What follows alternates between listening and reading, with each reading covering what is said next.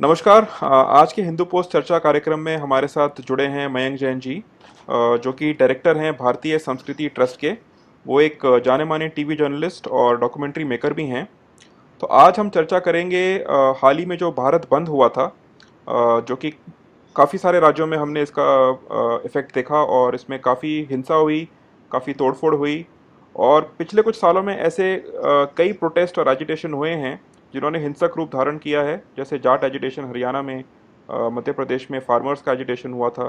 तो अधिकांश हम देखते हैं कि ये बीजेपी रूल्ड स्टेट्स में ऐसे प्रोटेस्ट हो रहे हैं। तो मयंक जी, आप इसमें कुछ एक कॉमन आप एक थ्रेड देखते हैं क्या इन सब वारदातों में?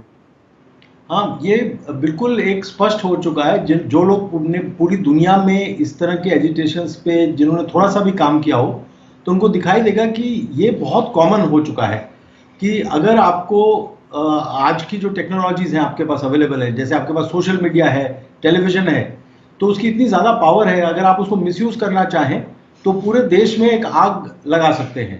तो ये जो मास्टरी करी थी इस टेक्नोलॉजी की, उसमें फोर्ड फाउंडेशन और बहुत सारे इंस्टीट्यूशंस हैं ऐसे जिन्होंने, CIA का भी हाथ माना जाता था इसमें, पहले बहुत उसकी चर्चा होती थी।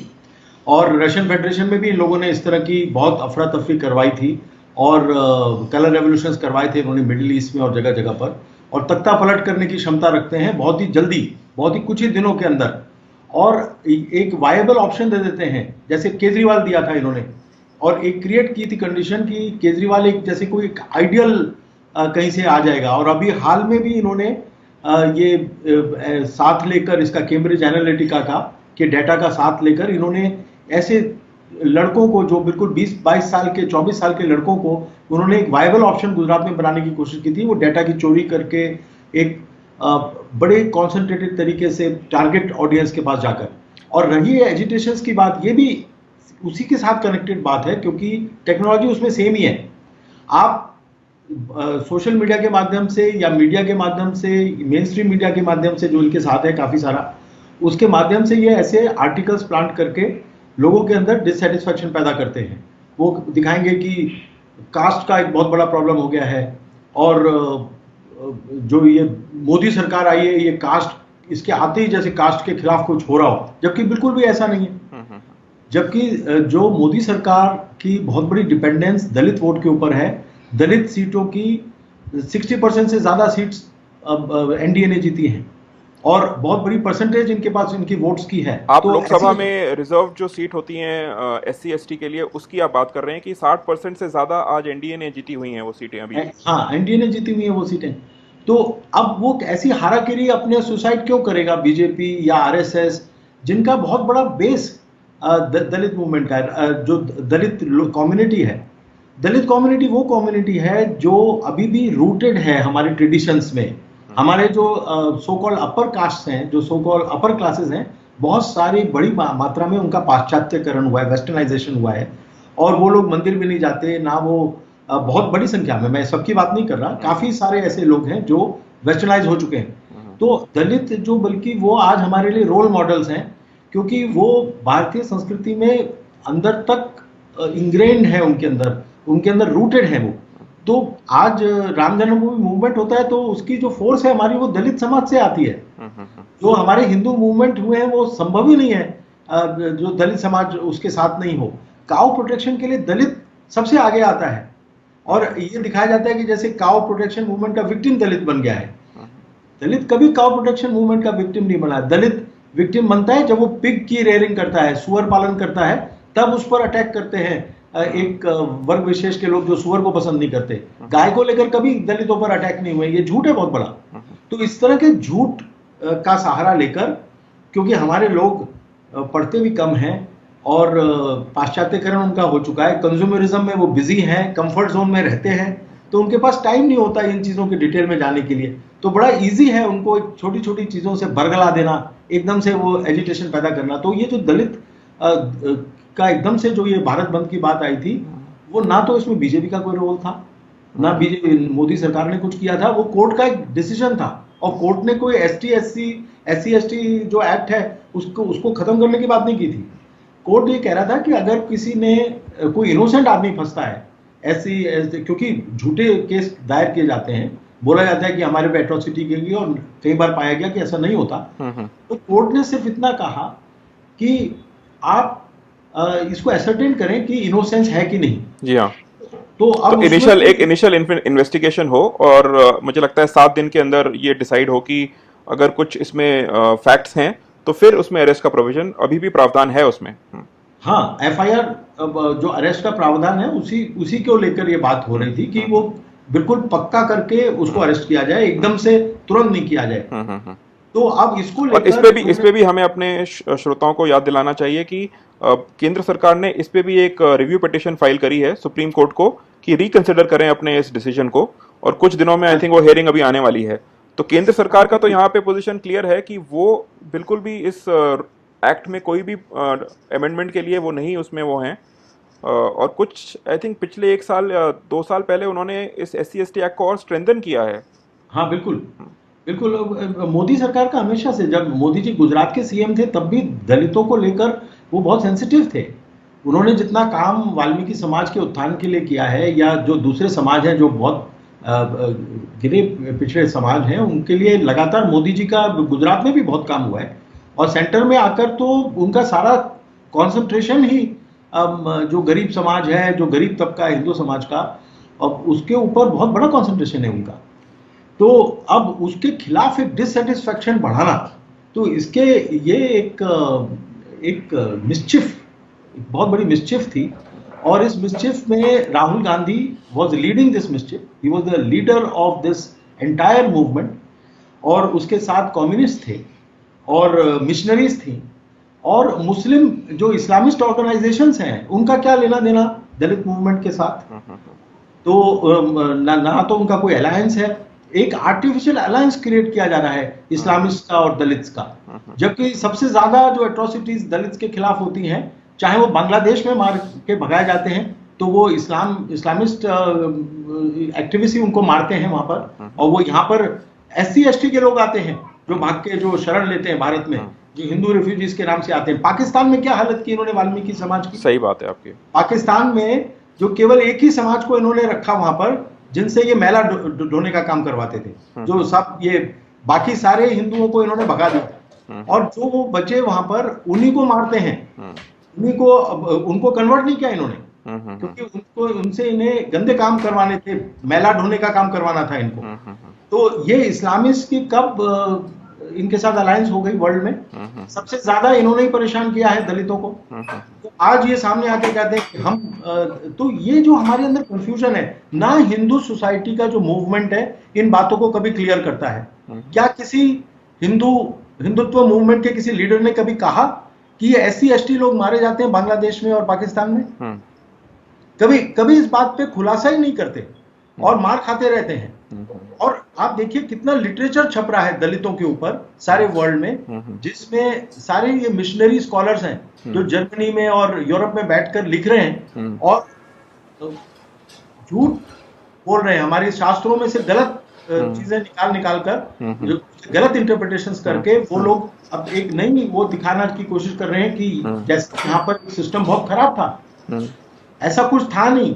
तो वो स्कॉलरली वर्क वो कर रहे हैं, वो हंड्रेड्स ऑफ पब्लिकेशंस उनके हर साल होते हैं, और हमारा उसके जवाब में एक भी पब्लिकेशन नहीं होता। एक इंडोलॉजी के बुक्स के बहुत बड़े एक्सपोर्टर हैं, तो मैंने उनसे पूछा, उन्होंने बताया कि इतनी सारी बुक्स वहां से आ रही हैं वेस्ट से, लेकिन हम इसके जवाब में हमारी एक भी किताब नहीं आती है।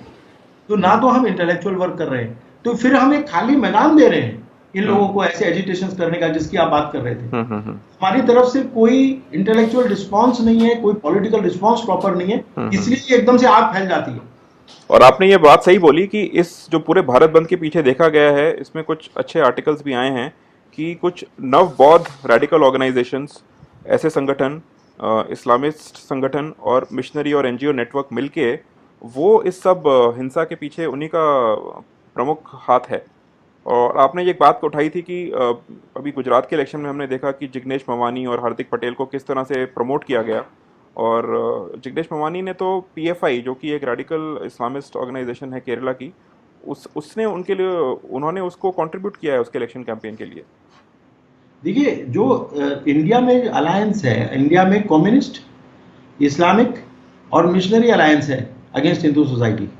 तो हिंदू वोट्स का या हिंदू सोसाइटी का जब भी कंसोलिडेशन होगा तो ये लोग और भी ज्यादा एक्टिव होंगे और सबसे जो वल्नरेबल सेक्शंस हैं हिंदू सोसाइटी को, उनको लार्जर हिंदू सोसाइटी से अलग करने का प्रयास करेंगे। तो ये कोई पहली बार नहीं हो रहा है, लेकिन सवाल ये कि वो लोग तो अपना काम करेंगे, हम लोगों ने अपना क्या काम किया है?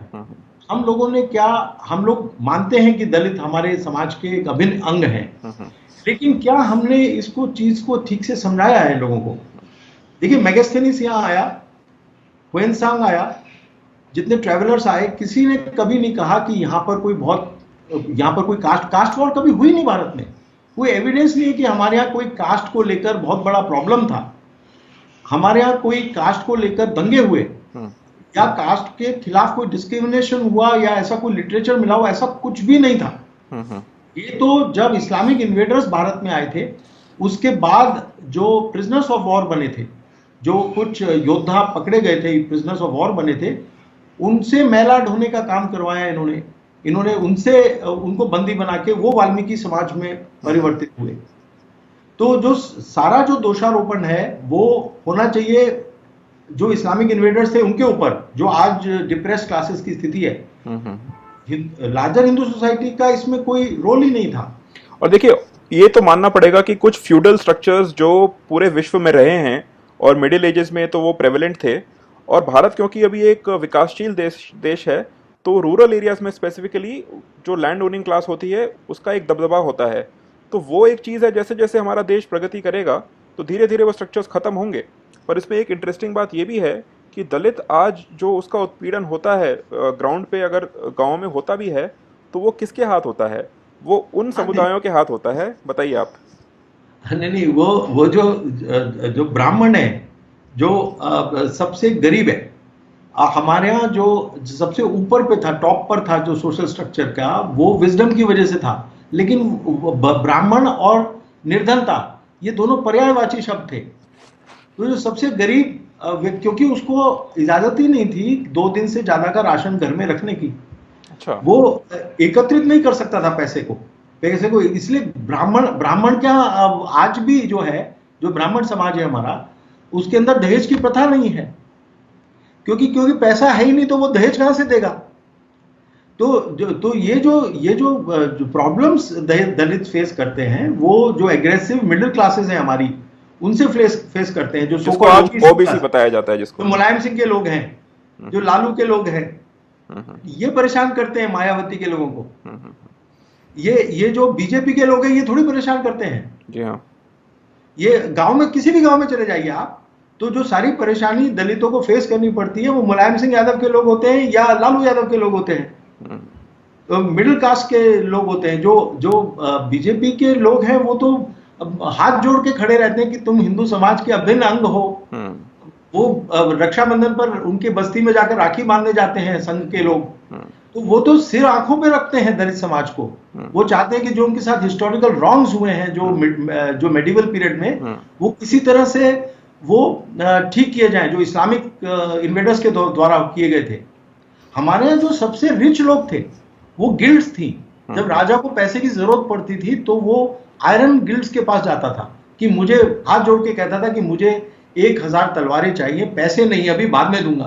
तो जो हमारी जो ये वर्किंग क्लासेस थी, जिसको आप आजकल SC ST सब कहते हो, ये राजा को ऋण पर तलवार बना के देती थी, कहती थी राजन आप परवाह मत करिए, जब पैसे होंगे तब देने, अभी देश के लिए हम तलवार बना के देते हैं आपको। तो हमारे क्राफ्ट्समैन वो वेरी रिच पीपल।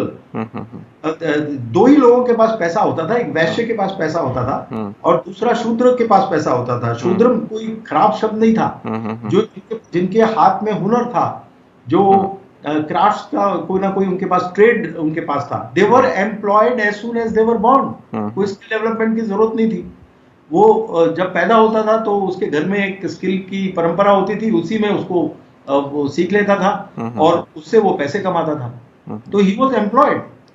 ये बहुत बड़ी बात है। आज सबसे बड़ी प्रॉब्लम गवर्नमेंट्स के सामने एम्प्लॉयमेंट की है। जी हाँ। तो जो हमारा कास्ट सिस्टम था वो जो था, कोई ये डिस्क्रिमिनेशन, ये जो अंग्रेजों ने सिखा दिया ना कि ये बड़ा है ये छोटा है, इस तरह का था ही नहीं। सब अपनी अपनी जगह पर श्रेष्ठ थे। जैसे एक IIT का इंजीनियर होता है, वो डिजाइन कर सकता है गाड़ी को, लेकिन अगर वो खराब हो जाए गाड़ी रात में 12 बजे किसी फ्लाईओवर के ऊपर, तो उसे रिपेयर नहीं कर सकता है। वो उसको रिपेयर करने के लिए एक मैकेनिक चाहिए। उस वक्त मैकेनिक श्रेष्ठ हो जाता है। जिस वक्त डिजाइन बनती है गाड़ी की, उस वक्त आईआईटी का इंजीनियर श्रेष्ठ हो जाता है। तो समय, हमारा समाज ऐसा था कि हर समय पर कोई ना कोई वर्ग समय अनुसार श्रेष्ठ हो जाता था उस वक्त के लिए। तो कोई परमानेंटली श्रेष्ठ नहीं होता है कभी भी, बहुत बड़ी रिक्वायरमेंट के बात है। हिसाब से श्रेष्ठ होता है। तो ये हमने बताया, बैकग्राउंड दिया इस बात का कि हमारे यहाँ जो कोई प्रॉब्लम नहीं है, उस प्रॉब्लम को क्रिएट किया जाता है और उसको एक बहुत बड़े पैमाने पर वायलेंस करनी शुरू करी। तो ये पूरी प्री प्लान वायलेंस थी जो कांग्रेस के द्वारा कराई गई थी, और इसके साथ मिशनरीज और इस्लामिस्ट ऑर्गेनाइजेशंस भी जुड़े हुए थे। और ये समहाउ हिंदू सोसाइटी को तोड़ने की साजिश, क्योंकि अब वुंड्स हो गए, जगह जगह गांव गांव में कॉन्फ्रंटेशन हुआ है, पुलिस पर अटैक किए। Can you believe it? Police वालों को दौड़ा दौड़ा के मारा है। और उसमें से कुछ पुलिस वाले मिडिल कास्ट को बिलोंग करते हैं, कुछ इस तरह की कास्ट को बिलोंग करते हैं। तो उन कास्ट की वॉर हो जाएगी उन गांव के अंदर, क्योंकि वो लोग जो उस पुलिस वाले को मारा है उसकी कास्ट के लोग नाराज हो गए हैं। तो एक पूरी समाज के अंदर एक परमानेंट लड़ाई कराने की योजना ये कांग्रेस ने इसको किया है, और ये बहुत सीरियस बात है। और सबसे हिपोक्रिटिकल बात हमारे इंटेलेक्चुअल्स की ये है कि वो संगठन, जैसे कि आपने बताया लालू का आरजेडी हुआ या मुलायम सिंह की एसपी हुई, महाराष्ट्र में अपने पवार साहब की एनसीपी है, ये जो कास्टिस्ट फोर्सेस जिसको रिप्रेजेंट करते हैं, उन्हीं को हमारे इंटेलेक्चुअल्स सेकुलर प्रोग्रेसिव फ्रंट का पार्ट बताते हैं, कम्युनिस्ट के साथ और कांग्रेस के साथ। देखिए, हालांकि जो ओबीसीज में प्रॉब्लम नहीं है, जो लालू वाले पार्टी है उसमें जो ओबीसीज है उनमें प्रॉब्लम है। यही ओबीसीज जब बीजेपी में आ जाते हैं तो प्रॉब्लम नहीं होती। यही ओबीसीज जब आरएसएस के बैनर के नीचे या हिंदू महासभा के, जो हिंदू मूवमेंट के बैनर के नीचे जब ये सब आ जाते हैं तो उनको कोई उकसाया नहीं जाता कुछ गलत काम करने के लिए। जी हाँ। उधर जाने के बाद क्या है, उनका जो एम है वो दूसरा ब्रेकिंग इंडिया फोर्स के पार्ट बन जाते हैं। उनका आई थिंक लोकल एम होता है कि हमें पावर चाहिए, उससे हमें अपना मतलब निकालना है। एक नेपोटिस्टिक और ये सारी की सारी पार्टीज आप देखेंगे, ये फैमिली रूल है, एक डायनेस्टिक पार्टीज हैं ये। तो वो अपने आसपास जो उनके साइकोफेंट हैं, जो उनके चमचे हैं, उन्हीं का फायदा कराते हैं। वो अपने समुदाय का भी नेशनलिस्ट फोर्सेस को आगे नहीं आने देते। हाँ। क्योंकि उनकी एक आइडियोलॉजी भी है। हाँ। वो एक सोशलिस्ट आइडियोलॉजी के साथ जुड़े हुए हैं। अच्छा। जिसमें वो बिल्कुल नहीं चाहते कि इंटीग्रेशन, नेशनल इंटीग्रेशन हो, जैसे एक हिंदू मूवमेंट कर सकता है, जैसे विश्व हिंदू परिषद कर सकती है, या आरएसएस कर सकती है, या बीजेपी कर सकती है। उस टाइप का नेशनल इंटीग्रेशन वो होने नहीं देना चाहते। इसलिए वो ऐसी जो नेशनलिस्ट जो आइडियोलॉजीज होती है उनको एट बे रखते हैं, उसको दूर रखते हैं। और आप देखिए कि जो सेकुलर फोर्सेज हैं जिनके बारे में आप बात कर रहे थे, वो हमेशा ऐसे जो तोड़ने वाली शक्तियां होंगी, जो ब्रेकिंग इंडिया फोर्सेस के पार्ट होंगे, उनको प्रोग्रेसिव दिखाएंगे। जो भी ब्रेकिंग इंडिया फोर्सेस हैं वो प्रोग्रेसिव हैं, और जो भी इंडिया को जोड़ने वाली फोर्सेस हैं वो सब रिग्रेसिव हैं। तो ये सेकुलरिस्ट का एक जो है वो उनका गेम प्लान है, और इसी गेम प्लान के तहत ये भारत बंद में जगह जगह पे वायलेंस हुई, और एक बहुत बड़े पैमाने पर, और एक परमानेंट वुंड्स डाले हैं उन्होंने। अब इसमें बहुत मेहनत करनी पड़ेगी, लेकिन प्रॉब्लम यह है कि जो हमारा जो हिंदू मूवमेंट है वो इंटेलेक्चुअली इक्विप्ड ही नहीं है इसको हैंडल करने के लिए। तो समहाउ हमको ये जो सीताराम गोयल, राम स्वरूप जी, जो वॉइस ऑफ इंडिया की एक परंपरा थी, उस परंपरा को जीवित करना पड़ेगा, और उस परंपरा के माध्यम से हमको ये इंटेलेक्चुअल और एक आइडियोलॉजिकल वॉर जो हमारे खिलाफ छिड़ी है हिंदू समाज के, ये एक आइडियोलॉजिकल वॉर का पार्ट है। ये केवल एक एजिटेशन नहीं है, ये ब्रेक समाज को तोड़ने का प्लान है। और आप देखिए अब जो डाटा इनके पास अवेलेबल है फेसबुक के माध्यम से या इस तरह के माध्यम से, ये डाटा जो है ये बहुत डिविसिव हो सकता है। ये डाटा जो है, इसका राजीव मल्होत्रा ने कहा कि बहुत ही डेंजरस है ये डाटा, और ये किसी के हाथ में पड़ गया तो वो स्पेसिफिक उन लोगों को इन्फॉर्म कर सकते हैं, और बहुत तेजी से वो यूज हो सकता है समाज को तोड़ने के लिए। मतलब वो ये कर सकते हैं कि 10 लोगों को एक पर्टिकुलर मैसेज दिया जाए, कि कुछ और 10 लोगों को एक और टाइप का मैसेज दिया जाए, जिससे कि वो एक दूसरे से भिड़ जाएं, और फिर कोई थर्ड पार्टी, कोई फॉरेन इंटरवेंशन करके वो एक तरह का फिर एक जजमेंट देने लगे। तो उनका अल्टीमेट गोल तो यही है। तो इसीलिए हमें अब ये सारे जो डेटा है इनका हमें भी इस्तेमाल करना चाहिए, और हमें सही इंफॉर्मेशन उन लोगों को पहुंचानी चाहिए जो गलत इंफॉर्मेशन ये लोग दे रहे हैं।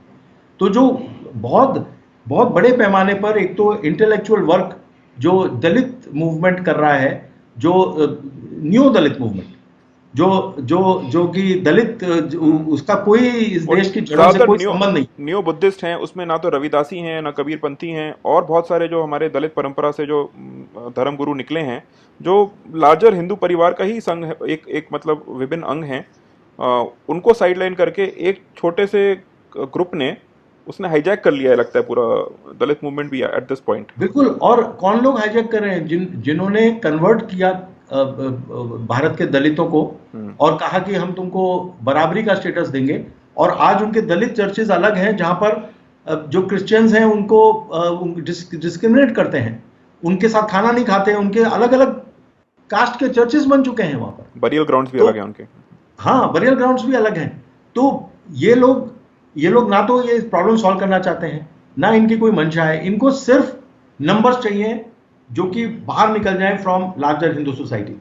तो हमको इस पे मेहनत करनी पड़ेगी, हमारे स्कॉलर्स को, हमारे यंगस्टर्स को। केवल इमोटिव होकर ये स्लोगनियरिंग करके काम नहीं चलेगा। ये लड़ाई आइडियोलॉजिकल है, जो आपको पहले तो समझनी पड़ेगी कि लड़ाई क्या है, और उसके पैरामीटर्स को समझना पड़ेगा, और उनको उन चीजों को सामने रखना पड़ेगा, अपने को भी स्ट्रांग बनाना पड़ेगा। जी हाँ। ये जितने भी इंसिडेंट्स होते हैं जिसमें हिंदू के साथ डिस्क्रिमिनेशन होता है, जब स्टेट पुलिस उनके साथ वो ठीक से नहीं करती है, उनके साथ इनजस्टिस करती है, उस वक्त हमको जगह जगह पर जाकर we must write in various websites, हमको आर्टिकल्स लिखने चाहिए, और फिर ऑर्गेनाइज करें जाके लोगों को, मीटिंग्स करें, अपना प्रेस में एक स्ट्रांग होल्ड बनाएं।